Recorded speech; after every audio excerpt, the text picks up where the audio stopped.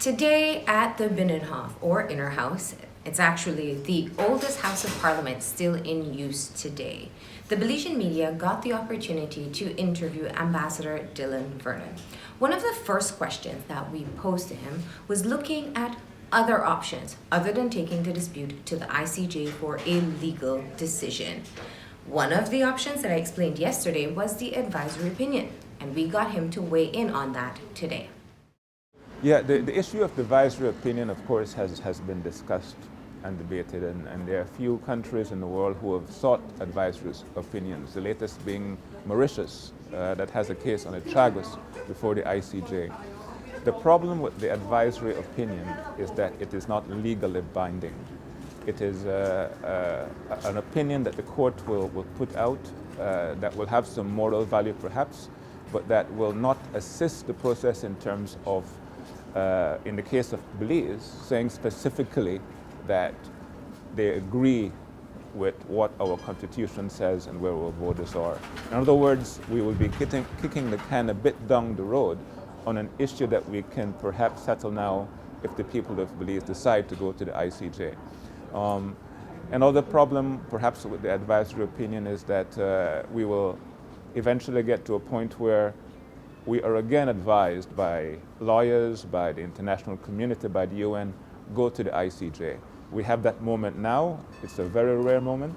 Things are lined up in terms of the Guatemalans having voted, and it's a moment that if the Belizean people decide will be very difficult to recreate again. Belize foreign missions across the globe are tasked with lobbying on behalf of our country in securing financing and cooperation and trade agreements to solidifying Belize's position internationally when it comes to the dispute with Guatemala. But of recent, the foreign missions have been advocating on behalf of Belize for the issues that have been taking place in the Sarstoon.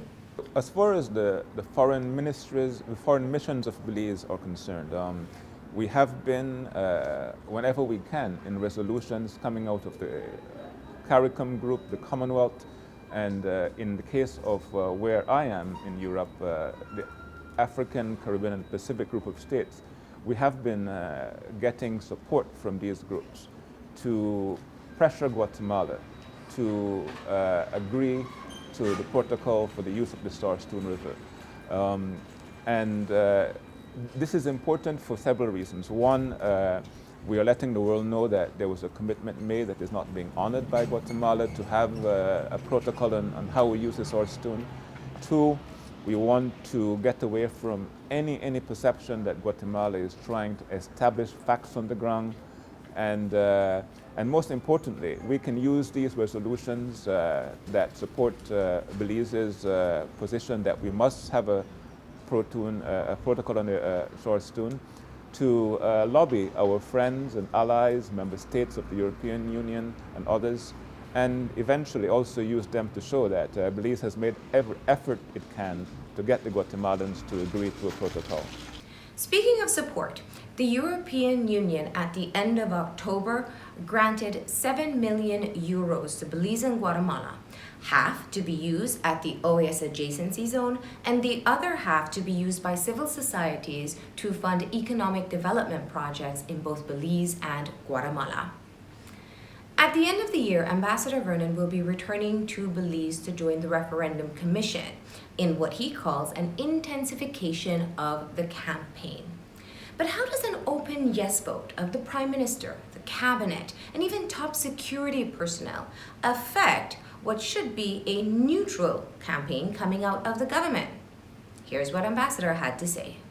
Remember that members of government, the Prime Minister, the Foreign Minister, other members of government can say how they feel and how they will vote individually in a campaign. In fact, the Prime Minister has stated that not only himself, but the Cabinet and his party support a yes vote. But that is different from saying that there's a yes campaign that is happening. The Referendum Commission has a mandate to educate in a neutral way, and that is what we're seeing. if at some point in the future, as I said, there's an alliance of a yes vote with political leaders or others, that would be a different story. Or if there's an organized no campaign, that would be a different story. But individuals can say, I suppose, how they're going to vote, especially if they're not part of the referendum commission's campaign. But at this point in time, I think you will note from the activities of the political, of the public awareness campaign, that there has been a concerted attempt to share information in a neutral way. And that's a distinction from saying that there's a yes campaign or a no campaign. There's a lot more to share of today's interview, and you can look out for that over the next few days. Reporting from The Hague for News 5, I am Marleni Cuellar.